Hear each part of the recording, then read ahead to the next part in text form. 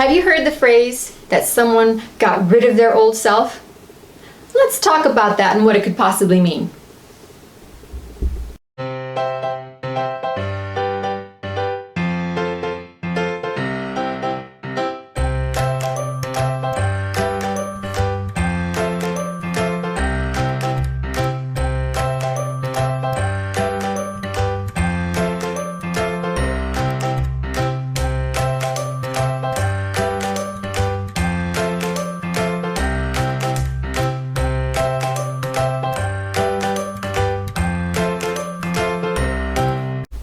Getting rid of your old self.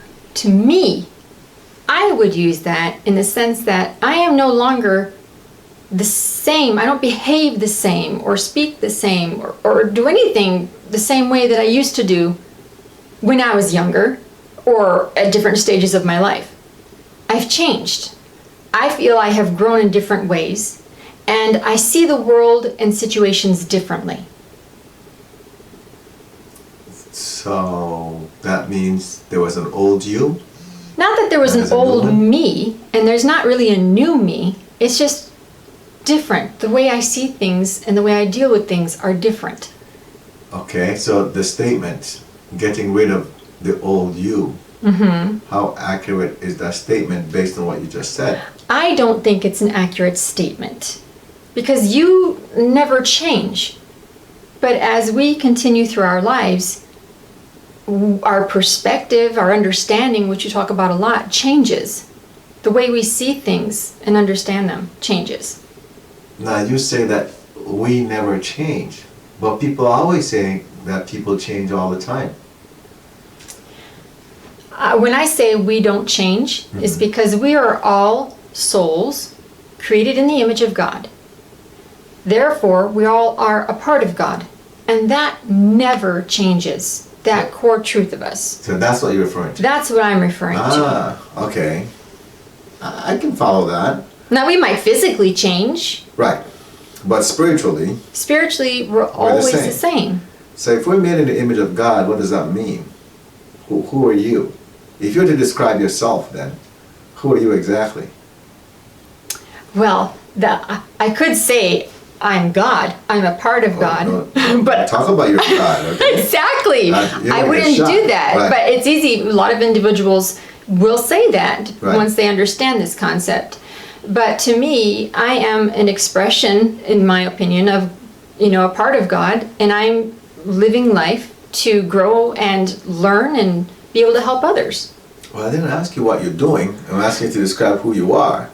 So, for example, if you're made in the image of God, then of course you have to have representation of God within you, right? Because you're made in the image of God. Well, so then, if you're made in the image of God, what are the qualities of God? Love, kindness, compassion, perfection. Perfection. So yes. You get the point. So who are you then? You're an expression of love, unconditional love. You're an expression of perfection. Perfection. You get the point? Yes. And that never changes. Correct. What changes is how we interpret what goes on around us. You see? And as that changes, as the way we interpret things change, then we think that we're changing. But we're not changing. All right? But the only reason why we think we're changing is because we operate on the human level. We look at this physical skin and what's around us with our bare eyes, and then we say, oh, I'm changing. But once you understand that you're a spiritual being, then, and you are made in the image of God, which never changes, what you need to do is to then get back those perspectives that were pure, the perspectives made up of unconditional love.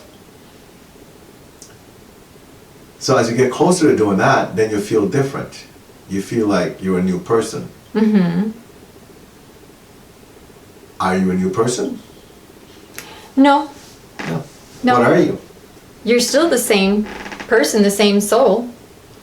But now what you see in front of you, your thoughts about it have changed. Your ideas have changed. So then you interpret things differently. Yes. And we're going to assume, actually it could be, I won't even assume, it could be good or bad, right?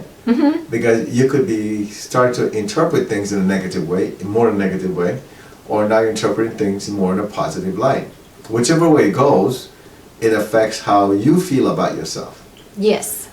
And people then make that mistake of thinking that the way they feel is who they are. Uh-huh. And that's why I believe you have that statement about, well, I'm changing. Well, you're not changing. What's changing is your perspective on things, you know? And you feel different, yes. And that's why you feel that you're changing. Your feelings are changing. The way you Yes. see things and interpret things and the things you accept are changing. However, the spiritual being has always been there and will always be there. It doesn't matter how someone acts. They could act as the meanest person in the universe. We had a recording, right, earlier about seeing the positive in everything. Right. Well, if you know that all of us is made in the image of God, then we know that no matter how someone's behaving, they're a perfect being. They're just choosing to behave a certain way. But that behavior is not who they are. Correct. So all of a sudden now, someone decides to go on this journey of life, this spiritual realm, and they start to notice things. You know, maybe things that were not noticeable to them before, especially with 190 vision. Start to get different trainings and certain truths become available to an individual. And they decide to implement what they're learning. And next thing you know, they're like, wait a minute, this is really different. I feel different. Well, that happened with me. Okay. You know, with the way I was raised. And once I started learning about the teachings, the Ascended Masters, and seeing life differently from this new spiritual perspective, I actually felt lost. Okay. I would think, well, what is the point of all of this? What is the purpose? What am I supposed to be doing here? How does all this fit in? I mean, it doesn't match anything that, well, I thought at that time that it didn't match anything that I grew up learning. Okay, so before I continue, why did you feel lost? Because I felt alone, first of all. I mean, But why did you feel alone? because I was seeing things differently, and no one who was in my social group, my family or anything, saw things the way I did. The You know? new way you saw The it. new way that I Okay. saw things. Okay. And so, you know, I would ask questions and I would be given answers, but they didn't seem to make sense anymore. And when I'd ask you or Mr. O or anyone else, if, you know, was related with the teachings for answers, the answer I would get made a whole lot more sense.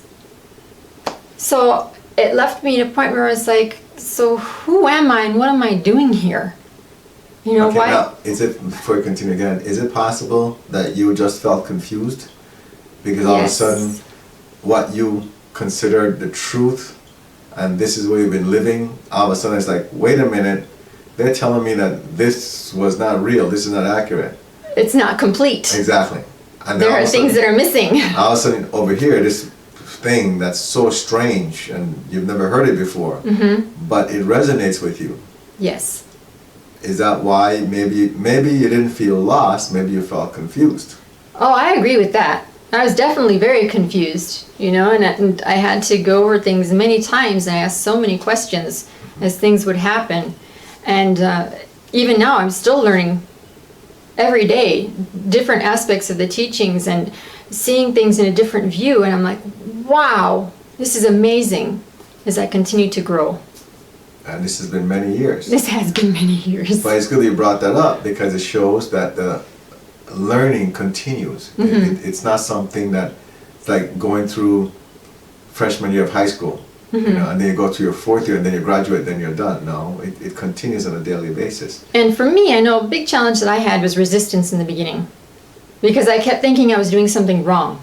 That I was learning something wrong. So I was always praying, okay, God, strike me down, do whatever you have to do if I'm on the wrong path.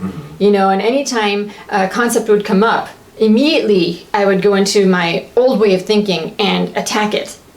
And it took a while, to get to a point where I would say, no, there's nothing to attack. Listen to it. Really internalize this and see how it fits into life, into your experience and what you're going through. And as I would do that, I became more at ease.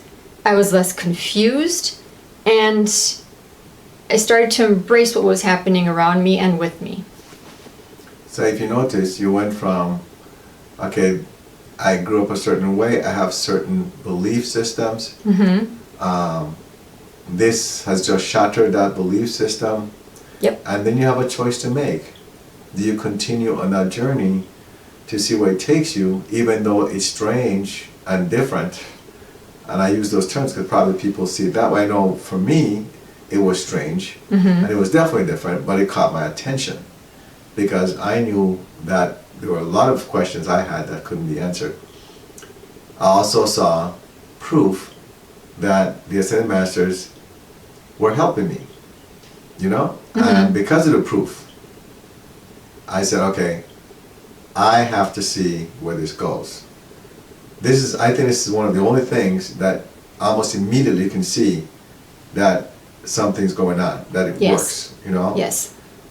If there's anybody that tells me that contacting 180 Vision, they never felt anything different, I'd like to know who they are. Indeed. Because I know that within 3 days, you can tell whether or not God, the Ascended Masters, are there for you. So then you're confused, right? You feel confused, all right? But then that decision you have to make. When you said, well, I resisted, it's good that you realize that you resisted. Oh, big time. And because we're human beings first, that's what we believe, right? We're not thinking about us being spiritual beings, we think about us being human beings. We always fall back to what we feel we know. But keep in mind that most of the things that we feel we know are not accurate. There are people out there trying to figure things out. Not too long ago, or years ago, everyone believed that the earth was flat. And there's still people that insist that it is. Right. All right? Not too long ago, even for me, I remember that there were certain concepts when I was in college that were very popular. This is the way it is. And now, they say, oh, actually that was wrong. And they were teaching this in college. You had to pass this to graduate, right? Right. And now they're saying, actually that theory was really wrong, There's some modifications to that. The point I'm making is, what we believe is true and accurate on the physical realm, many times are not that. It's someone that's trying to figure things out. Just like how you're trying to figure things out once you got to that space where it's, okay, now what do I do? And then you feel lonely because now you don't know who to talk to. That's right. Right? You have these new people, but you can't really trust them because you don't know them well enough yet. They could be up to something. Why? Because that's the way people have been trained.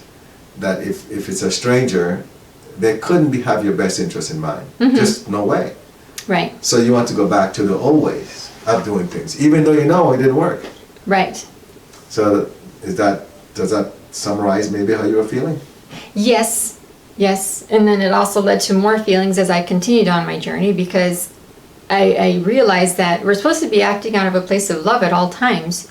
And that term, the old me, didn't do that. But that's what I was taught. And many religions teach that follow, because I followed the teachings of Jesus, always, love your neighbor as you love yourself. And but that's not how I acted. I was constantly judging people, especially people of other religions, Muslims, Hindus, Buddhists, and I was like, whoa, those people are really wrong. And I would not treat them out of love because they were sinning and they were going down to nowhere when they die. That's what I was taught to believe. So as I continued on this journey of learning about the teachings and learning more about life and our spiritual origins, I was like, we are all connected. It doesn't matter what one group believes versus another. We're all supposed to be focused on that core teaching, which all of them teach to love one another. And so as I continue, I learn more and more. And this is just one of those things that really I had to get over in my life as well. That what I learned as this is the only way, it was not the only way, and it's not the only way. So now you grew up with certain ideas in your head. Is that what you would term then the old you? Is that what people would term Yes, the old that's you? what people would term the old you. But that's not you, is it? It's not me. That's a behavior. That is a perspective that you had at that Mindset. time. Exactly. So, and I stress that because, again, I want to point out that there is no such thing as an old you or a new you, Right. as you stated when we started. There's an old concept in your head, an old perspective. But that's not you. People should not confuse the way they think with who they are. That's We're right. all spiritual beings. We're all loving, perfect beings. And you, as I said before, you could choose to be a mass murderer. You are still made in the image of God. And you can refuse that all you want, but that's the reality of the situation. Now, you might say, well, I'm going to show you that I'm not made in the image of God. I'm going to go and kill 20 people. Great, go for it. But when you're finished, you're still made in the image of God. That Right. doesn't change. So you don't change. Your behavior changes. Your Behavior, perspective your changes. thinking, your Exactly. perspective, all those things will change. Even your physical self can change as you go through life. But So your how does core that self tie- stays true. As we go forward, how does that tie into what we're talking about? So, for example, you've told me about social media posts about people talking about awakening. Is that possible what they experience when they go through the awakening? I don't know, because I've never seen those things. Based on things that I've read and what individuals describe, I truly believe that that is a lot of the whole process. That they're realizing that the way that they thought in the past and the way they perceive things is very different from what they're learning now. What do we call that? Do we call that an awakening? No. I don't. We don't call it an awakening. All you've done is you've gotten closer to the God within you. That's it. And the closer you get, the more realizations you'll have. As you raise your frequency, then of course you start to realize, wow, I'm a lovely, wonderful person. You know, I'm a spiritual being. I deserve more out of life.